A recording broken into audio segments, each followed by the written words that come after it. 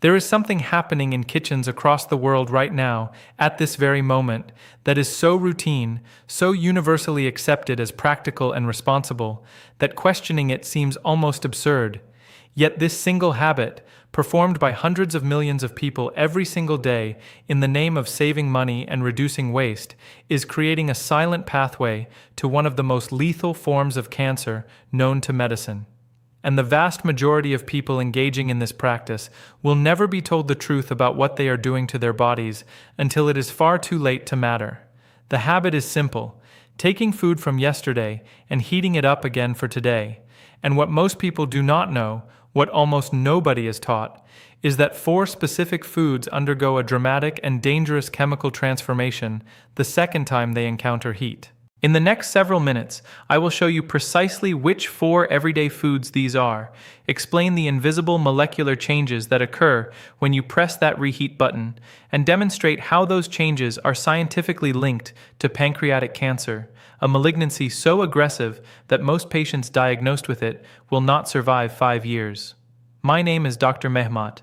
I have worked in oncology and internal medicine for more than 20 years, and I have witnessed firsthand what happens when people discover too late that their daily kitchen routines were quietly contributing to their illness.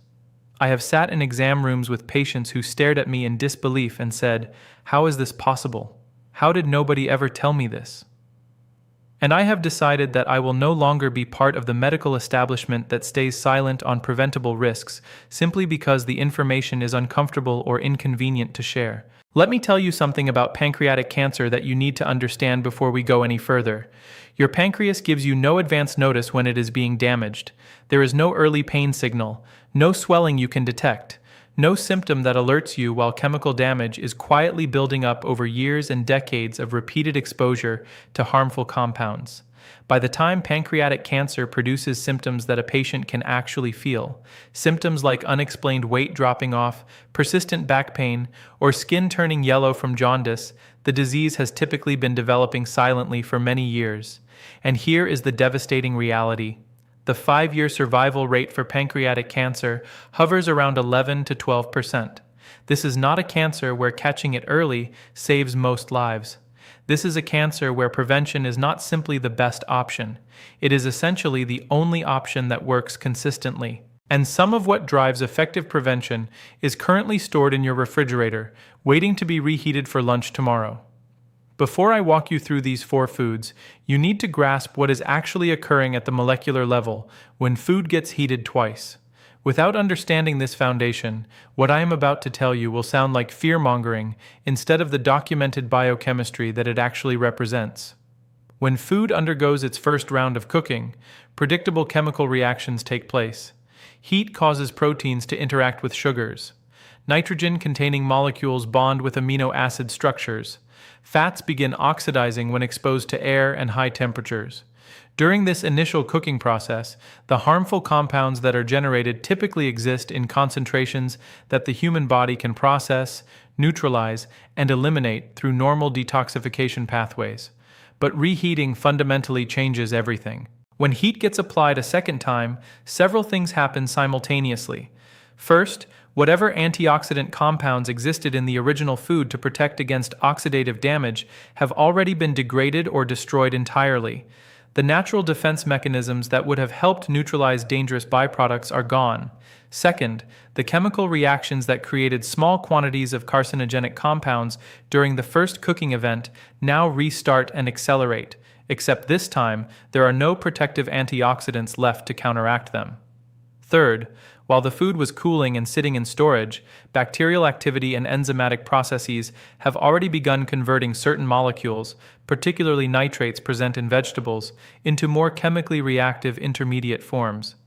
Heat then drives these intermediate compounds forward into fully formed carcinogens.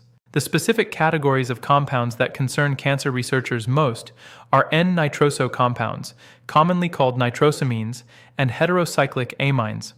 Both of these compound classes have been classified by the International Agency for Research on Cancer as probable human carcinogens.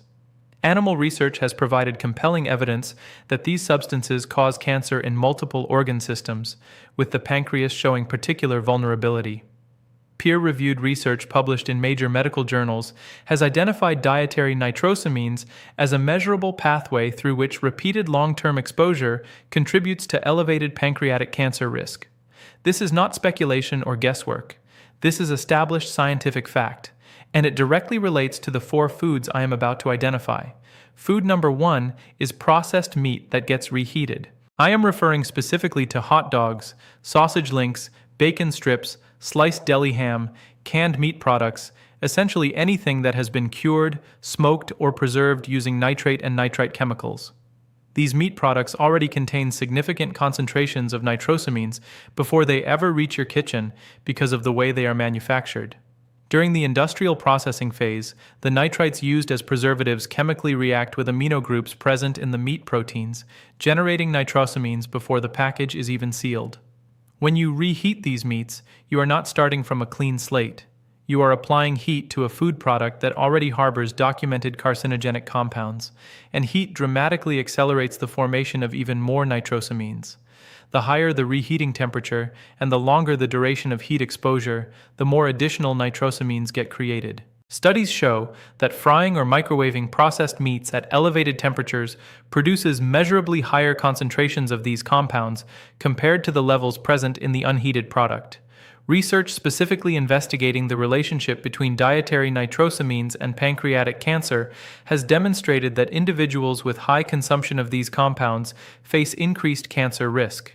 Scientific studies examining red meat and processed meat intake have identified multiple biological mechanisms linking them to pancreatic cancer development, with heterocyclic amines, polycyclic aromatic hydrocarbons, and nitrosamines generated during high-temperature cooking identified as key cancer-causing agents.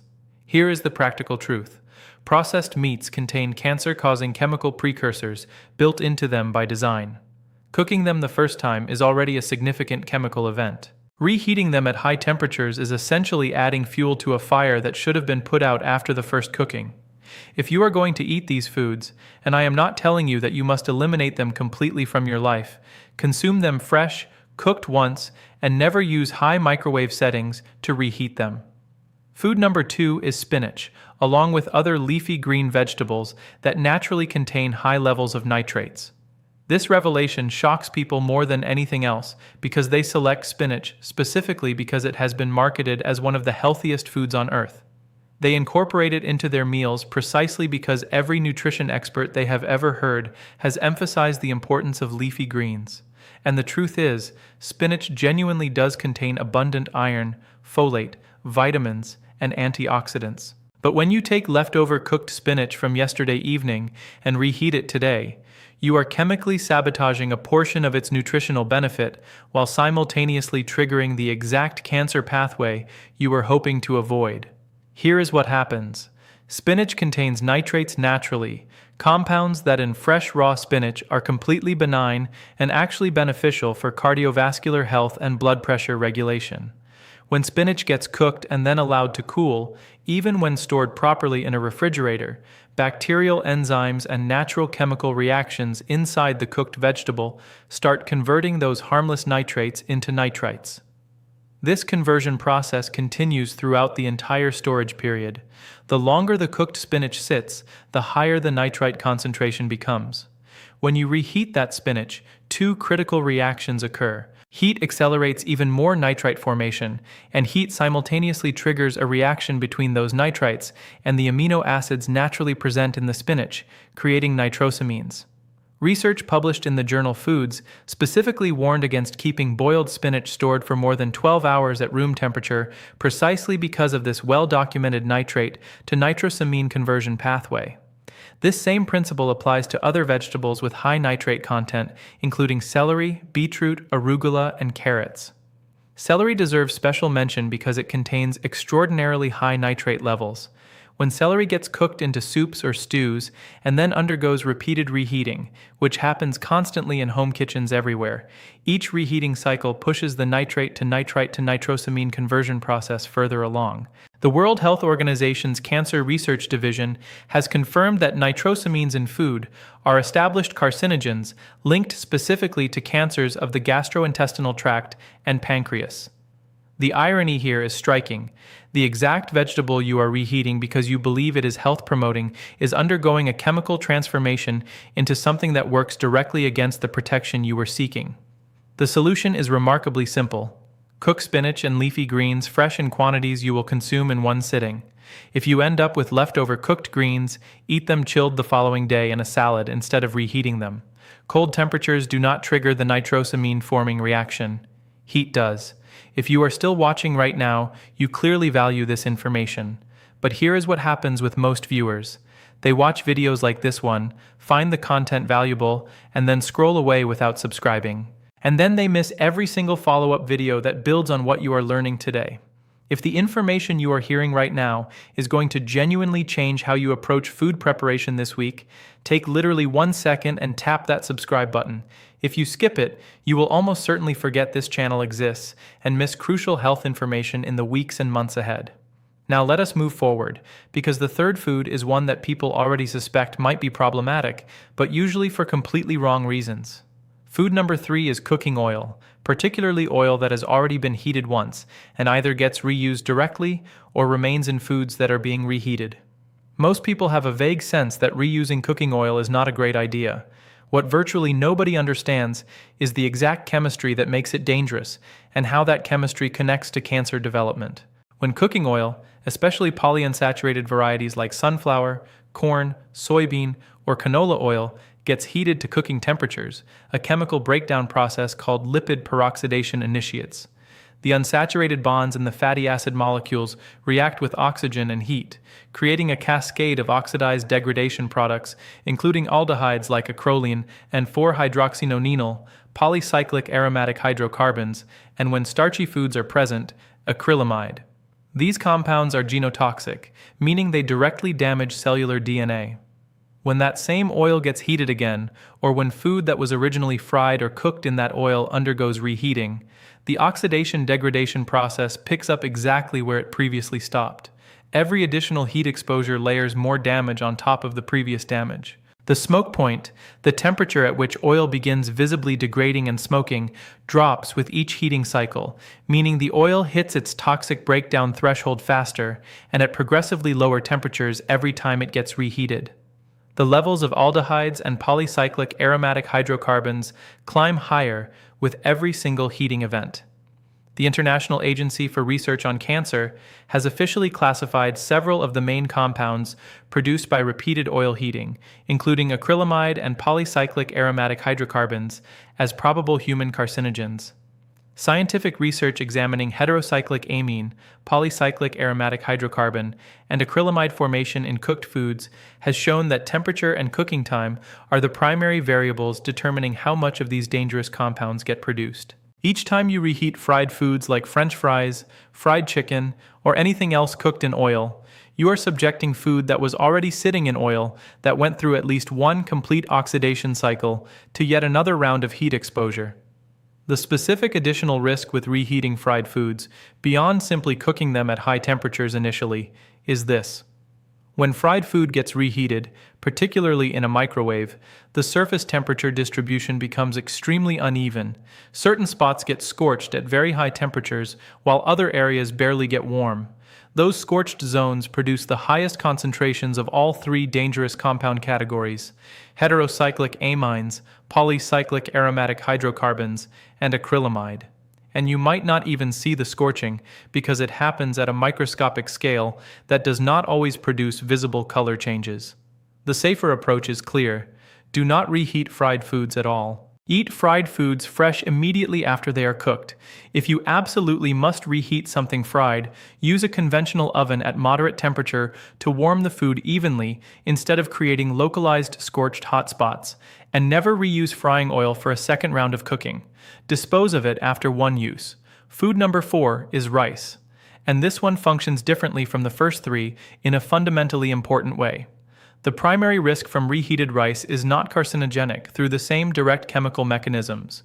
The danger comes from a heat-resistant bacterial toxin that survives the reheating process and has documented links to chronic intestinal inflammation, which itself is a well-established risk factor for gastrointestinal cancers when the exposure occurs repeatedly over many years. When cooked rice gets left sitting at room temperature, and research shows this happens routinely in households that prepare rice in large batches for meal planning, a bacterium called Bacillus cereus, whose protective spores survive the initial boiling temperature and remain dormant inside the cooked grains, starts actively multiplying.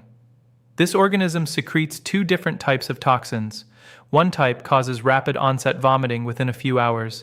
The second type triggers diarrhea and gets produced specifically during the storage phase before reheating ever occurs.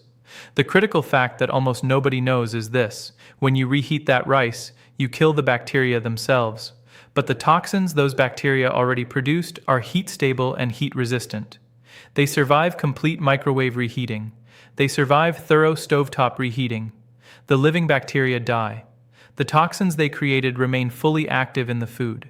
In the immediate short term, these toxins cause nausea, vomiting, abdominal cramping, and diarrhea. Miserable, but not typically life-threatening. In the long term, and this is the connection that rarely gets discussed publicly, repeated low-level exposure to bacterial toxins from rice that was improperly stored and then reheated contributes to chronic inflammation of the intestinal lining. Chronic inflammation of gastrointestinal tissues is one of the most extensively documented pathways leading to gastrointestinal cancer development. Every time intestinal tissue gets irritated by heat-resistant bacterial toxins, the inflammatory response inflicts microscopic cellular damage. Over the span of years and decades with weekly or daily exposure, that cumulative damage creates the biological environment where cancer cells can emerge and proliferate. This is not hypothetical. The connection between chronic intestinal inflammation and gastrointestinal cancer is one of the most consistently replicated findings in all of cancer epidemiology research. The proper protocol for rice is specific and straightforward. Immediately after cooking, cool rice rapidly within 1 hour and get it into refrigeration. Fast cooling prevents the temperature from remaining in the bacterial multiplication zone long enough for significant toxin production. Store refrigerated rice for no more than 24 hours maximum. When reheating, do it only one time. Make absolutely certain the rice reaches steaming hot temperature all the way through, not just lukewarm in the center. And never reheat the same batch of rice twice. Cook rice in smaller quantities so you have minimal leftovers. If your current habit is cooking rice in bulk to save time during the week, that habit needs to change. The time saved is simply not worth the cumulative risk of repeated bacterial toxin exposure across years and decades. Let me bring all of this together because I want you leaving this video with absolute clarity, not just fear or confusion. 4 foods, 4 completely distinct chemical mechanisms, 1 overarching principle. Reheated processed meats produce nitrosamines, N-nitroso compounds that scientific research has specifically linked to pancreatic cancer development, and that international cancer research agencies officially classify as probable human carcinogens. Reheated spinach and other nitrate-rich leafy greens transform their naturally occurring harmless nitrates into nitrites and then into nitrosamines through a heat-catalyzed chemical reaction that is entirely preventable by eating them cold or cooking them fresh each time. Reheated cooking oils and fried foods generate an increasing load of aldehydes, polycyclic aromatic hydrocarbons, and acrylamide, all genotoxic compounds that cause direct DNA damage with each successive heating cycle compounding on top of the previous one. And rice that was improperly stored and then reheated delivers heat-stable bacterial toxins that survive all standard reheating methods and accumulate as chronic intestinal inflammation over years of repeated consumption. None of this requires a complete overhaul of how you eat. None of this demands that you stop enjoying food. What it requires is 4 specific behavioral changes. Never reheat processed meats using high temperatures. Eat cooked spinach and leafy greens cold the following day rather than reheating them. Discard cooking oil after a single use and avoid reheating fried foods entirely. Cool rice quickly, refrigerate it within 1 hour, and reheat it only once to steaming temperature. Those are your action steps. Those 4 changes, implemented consistently as part of your weekly kitchen routine, measurably decrease your exposure to the specific compound classes that cancer researchers and oncologists connect to malignancies with the lowest survival rates. Now I want to hear directly from you in the comments. Which of these 4 foods surprised you most? Because the answer I consistently receive from viewers tells me exactly where the largest gaps exist in public health education, and that information directly shapes every video I create going forward. Your comment genuinely matters more than you might think. If this video gave you information that will actually change how you prepare food this week, share it with someone you care about. Not for my channel, for that person in your life who microwaves leftover sausage every morning and has never once thought about the chemistry they are consuming with their breakfast. That single share could be the most important thing you do for their health today. Subscribe for honest, evidence-based discussions about the food choices that truly impact your health. In my next video, I am covering 5 breakfast foods that are constantly marketed as healthy options, but that emerging research suggests are doing the opposite, particularly for adults over age 60. One final essential point. Everything I have shared with you today is based on published biochemistry, food science research, and documented findings from international cancer research organizations. This is educational information, not personalized medical advice for your specific situation. The link between dietary carcinogens and cancer risk is firmly established in scientific literature. But cancer is a complex multifactorial disease, and your individual risk depends on numerous variables I cannot possibly know about you. If you have specific concerns about cancer risk or your diet, please have that conversation with your own physician who knows your complete medical history. I am Dr. Mehmat. Arm yourself with the knowledge your kitchen was never designed to give you.